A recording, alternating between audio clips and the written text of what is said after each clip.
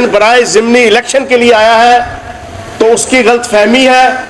अगर मैं ये समझूं कि यहाँ पर ये पढ़ी लिखी सुलझी हुई आवाम सिर्फ एक इलेक्शन कंटेक्स्ट करने की तैयारियों के सिलसिले में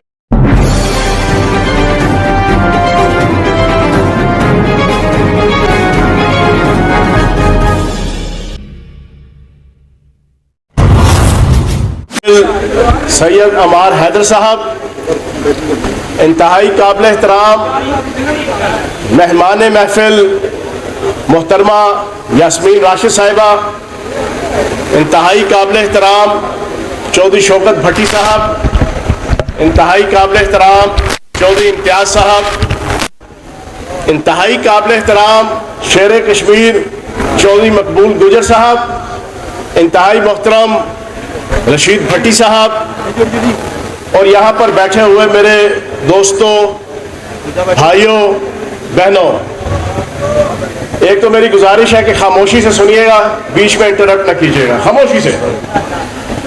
आज हम इस वक्त 17 जुलाई के ज़िमनी इलेक्शन के हवाले से जमा नहीं है। ये सुन लें, अगर कोई ये समझता है कि फयाजुल हसन चौहान यहाँ पर 17 जुलाई के ज़िमनी इलेक्शन बराए ज़िमनी इलेक्शन के लिए आया है तो उसकी गलत फहमी है। अगर मैं ये समझूं कि यहाँ पर ये पढ़ी लिखी सुलझी हुई आवाम सिर्फ एक इलेक्शन कंटेक्स्ट करने की तैयारियों के सिलसिले में यहाँ पर बैठी है तो मैं भी गलत फहमी का शिकार हुआ। हम यहाँ पर बैठे हैं आज 75 साल की पाकिस्तान की तारीख में पहली दफा मोहम्मद अली जिन्ना के बाद, मौलाना मोहम्मद अली जौहर के बाद, अल्लामा इकबाल के बाद कोई ऐसा लीडर आया जिसने पूरी पाकिस्तानी कौम को यह बताया कि आप अवाम नहीं हैं, आप कौम हैं। जिसने पहली दफा पाकिस्तानियों को यह बताया कि तुम्हारे आबाओ अजदाद ने होशियारपुर और जलंधर से लेकर यूपी और लखनऊ से जो कुर्बानियां दी थी, तुम्हारी माओ बहनों और बेटियों ने जो इज्जतों और असमतों के सौदे किए थे, तुम्हारे जवानों ने जो अपनी जानें और अपना खून कुर्बान किया था इस पाकिस्तान के लिए, वो गोरे अंग्रेजों से गुलामी करने के बाद काले की गुलामी के लिए नहीं किया था। पहले कोई लीडर आया जिसने पाकिस्तान की 75 साल की हिस्ट्री में पहली दफा ये बताया कि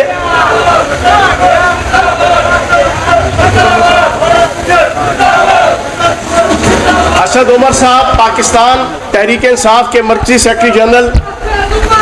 उन्हें रख रहा था कि पाकिस्तान की तारीख में पहली दफा एक लीडर आया जिसने पाकिस्तान की आवाम के अंदर गैरत और खुददारी जगाने की कोशिश की, हिम्मत और जुर्रत पैदा करने की कोशिश की,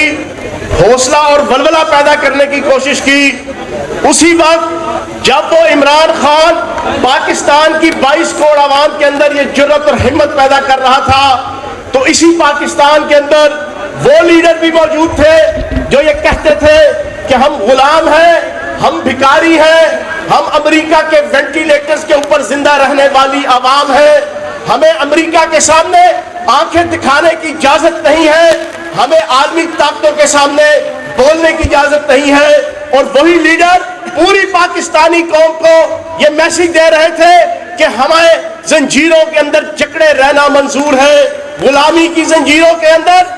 भिखारी की जंजीरों के अंदर, आलमी ताकतों की जंजीरों के अंदर, भूख और नंग की जंजीरों के अंदर, बिरयानी की प्लेटों की जंजीरों के अंदर जकड़ने की वो बात करते थे। लेकिन इमरान खान कुर्बान जाऊं, उसने आके पूरी पाकिस्तानी कौम को यह मैसेज दिया कि आबाद रहेंगे वीराने, शादाब रहेंगी जंजीरें, जब तक दीवाने जिंदा है फूलेंगी फलेंगी जंजीरें, आजादी का दरवाजा भी खुद ही खुलेंगी जंजीरें, टुकड़े टुकड़े हो जाएंगी जब हद से बढ़ेंगी जंजीरें। अंधों बहरों की नगरी में क्यों कौन तवज्जो करता है, माहौल सुनेगा देखेगा जिस वक्त बजेंगी जंजीरें। जो जंजीरों से बाहर है आजाद उन्हें भी मत समझो, जब हद से बढ़ेंगी जंजीरें तो कट जाएंगी जंजीरें। ये इमरान खान ने मैसेज दिया कि हम इस गुलामी की जंजीरों को तोड़ेंगे, हम भिखारी की जंजीरों को तोड़ेंगे, हम अमरीकी जंजीरों को तोड़ेंगे। हम अमेरिका की चरणों पे बैठने वाली जंजीरों को तोड़ लेंगे। तो मेरे दोस्तों और भाइयों, 17 जुलाई का इलेक्शन सिर्फ जिमनी इलेक्शन नहीं है, उस लीडर और उस कायद के साथ इजहार यकजहती का इलेक्शन है जिसने 75 साल पाकिस्तान की तारीख नहीं बल्कि पिछले 200 साल की तारीख में पहला मुसलमान लीडर आया जिसने पूरी दुनिया की आंखों में आंखें डालकर नामूस रसालत की बात की, जिसने नबी पाक सल्लल्लाहु अलैहि वसल्लम की इज्जत, वकार और नामूस की जंग आलमी फोरम से लेके रीजनल फोरम से लेके पाकिस्तान के हर गली मोहल्ले के अंदर लड़ी। वो पहला लीडर आया जिसने नामूस पाकिस्तान की बात की, वो पहला लीडर आया जिसने नामूस आवाम की बात की। तो जनाब 17 जुलाई का इलेक्शन सिर्फ जिमनी इलेक्शन नहीं है, ये एक दीनी फरीजा है। मैं अपनी बात को इख्तिताम की तरफ लेके जाऊंगा, बड़े कायदीन हमारे यहाँ पर मौजूद हैं। मैं सिर्फ एक बात करूंगा, अगर लाहौर के अंदर नाअहद और नकमी लीग, बेगम सफदर आवाम की लीग, टुकड़ी माफिया के सरगना हमजा शहबाज की नून लीग ये समझती है कि वो बदमाशी के जरिए से, गुंडागर्दी के जरिए से, धौंस और धांधली के जरिए से ये इलेक्शन जीत जाएगी, तो कान खोल के सुन लो, चौधरी खालिद गुजर और चौधरी शबीर गुजर जोड़ तोड़ का भी माहिर है और तोड़ फोड़ का भी माहिर है। ये उसकी गलतफहमी होगी कि वो इस लाहौर के अंदर और खुसूसन इस पीपी 167 के अंदर कोई बदमाशी कर लेंगे,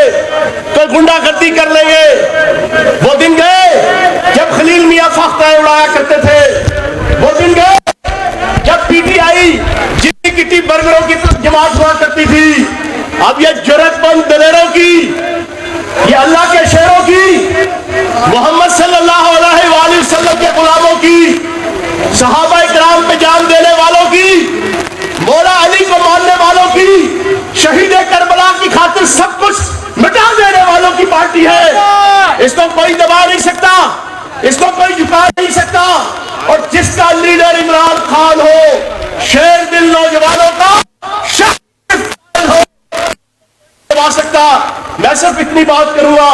इलेक्शन डे सबसे इंपॉर्टेंट है। कतई आपने ये नहीं समझना कि आवाम का रुझान आपकी तरफ है तो इलेक्शन डे को आप इजी ले लें। आपने पूरी जुर्रत और हिम्मत के साथ इलेक्शन डे को प्रॉपर तरीके से मैनेज करना है। और मैं समझता हूं कि चौधरी खालिद गुजर को अल्लाह पाक ने ये वस्फ दिया है। और फिर हमारी यहाँ की तंजीम डॉक्टर यास्मीन रास्ता से लेके हमाद अजहर से लेके जितने यहाँ पर दोस्त हैं सबको पता है इलेक्शन किससे लड़ा और लड़ाया जाता है। अपनी बात का इख्तिताम उसी तरह में जुर्रत पे करूंगा। हम अपने कायद इमरान खान की क़ियादत में इस पाकिस्तान में नामूस रसालत की जंग लड़ने, नामूस पाकिस्तान की जंग लड़ने, नामूस आवाम की जंग लड़ने निकले हैं। लेकिन अगर किसी जरदारी ने, अगर किसी मदारी ने, अगर किसी टुकड़ी माफिया के सरगुना हमजा शहबाज ने, अगर किसी बिलावल जरदारी ने, अगर किसी मौलवी फजलुर रहमान ने हमारा रास्ता खोटा करने की कोशिश की तो रब्बे काबा की कसम, नबी की रिसालत के सदके, सदीक़ अकबर की सदाकत के सदके, उमर फारूक की अदालत के सदके, उस्मान गनी की